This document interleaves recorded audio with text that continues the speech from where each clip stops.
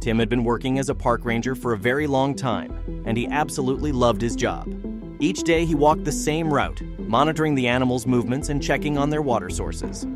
And each day, even though not much changed, he was amazed by the things he saw. But when he laid eyes on this particular nest, he knew that something horrible had happened. He just never expected it would lead to a police investigation.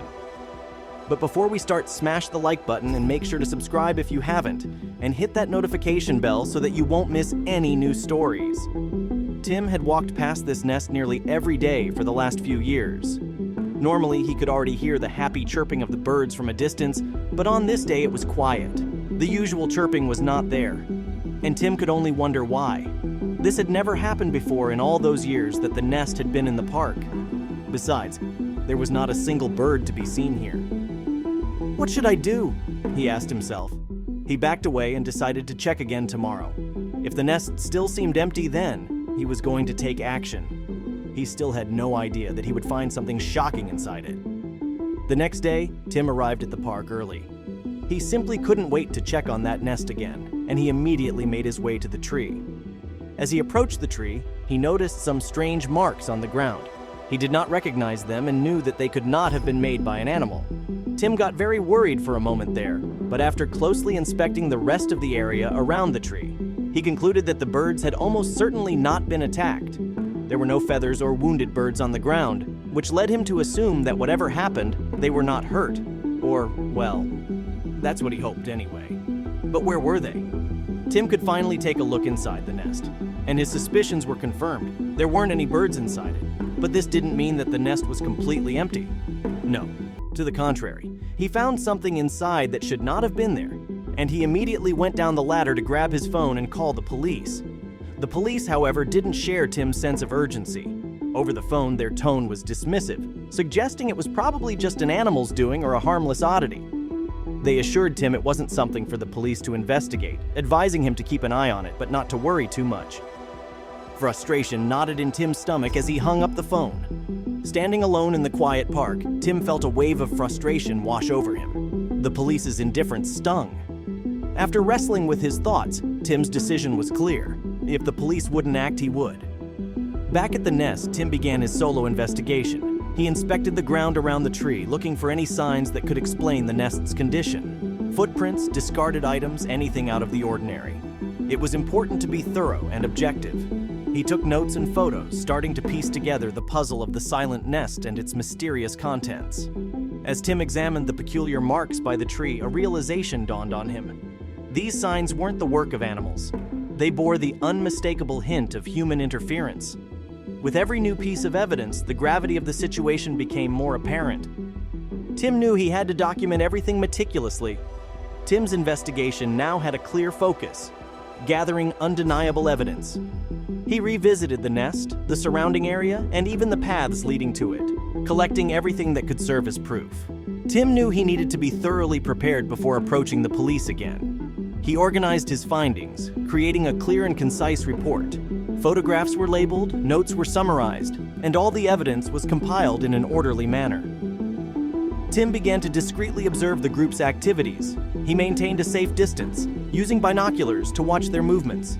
He noted their frequent visits, the areas they focused on, and their interactions with each other.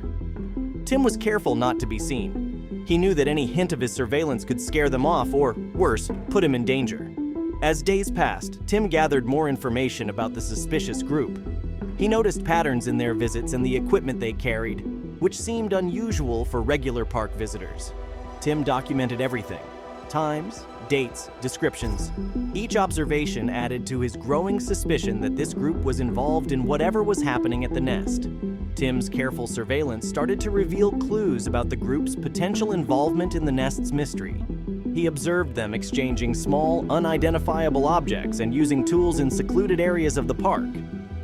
These secretive actions suggested they were up to something more than just innocent park visits. The pieces of the puzzle were slowly fitting together, revealing a larger, more complex picture. In this hidden area, Tim's discoveries were alarming.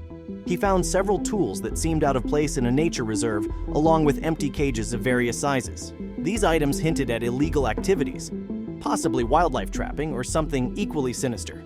Tim documented everything with his camera, the gravity of his findings weighing heavily on him. Tim meticulously organized his findings: the photographs of the tools and cages, notes on the suspicious group, and a detailed description of the secret area. He compiled them into a report, ensuring it was thorough and convincing. This time, he was determined to leave no room for doubt or dismissal. Armed with substantial evidence, he was ready to confront the police again. With his report in hand, Tim contacted the police. He explained his discoveries and expressed the urgency of the situation. He highlighted the unusual activities, the tools, and the cages, emphasizing their potential threat to the park's ecosystem. Tim urged the police to take his findings seriously and to assist in further investigating these alarming signs of disturbance in the park. The police, now convinced by Tim's evidence, agreed to join forces with him. It was a significant moment for Tim. His hard work and determination had finally paid off. Together, they formed a plan to investigate further. The plan evolved into a sting operation designed to catch the perpetrators in the act. Tim and the police worked together on every detail, from the positioning of officers to the timing of the intervention. During the sting operation, Tim and the police made a startling discovery in the nest. It was hiding a cache of rare animal eggs. These eggs were not native to the park, and their presence there was both illegal and dangerous for the local ecosystem. This discovery was the missing piece of the puzzle, linking the mysterious activities in the park to wildlife smuggling. The smugglers had been using the park as a secret hub for their illicit activities, endangering rare species. This network was more extensive and organized than anyone had anticipated, operating under the cover of the park's natural beauty. The operation was a success. The smugglers, caught red-handed with the rare eggs, were arrested. The evidence gathered by Tim, combined with the police's strategic planning, led to a swift and effective capture. The smugglers, now caught, faced the legal consequences of their actions. The court proceedings revealed the depth of their illegal activities, emphasizing the severity of wildlife smuggling. Justice was served as they received sentences commensurate with their crimes. This outcome was a significant victory for wildlife protection and a testament to the importance of vigilance in conservation efforts. With the smugglers gone and the nest cleared, the birds gradually returned. Their cheerful chirping filled the air once more, a sound that Tim had missed dearly. The park regained its natural rhythm, a wildlife sanctuary, and a peaceful retreat for visitors. The restoration of this harmony was a soothing balm to the disruptions that had occurred.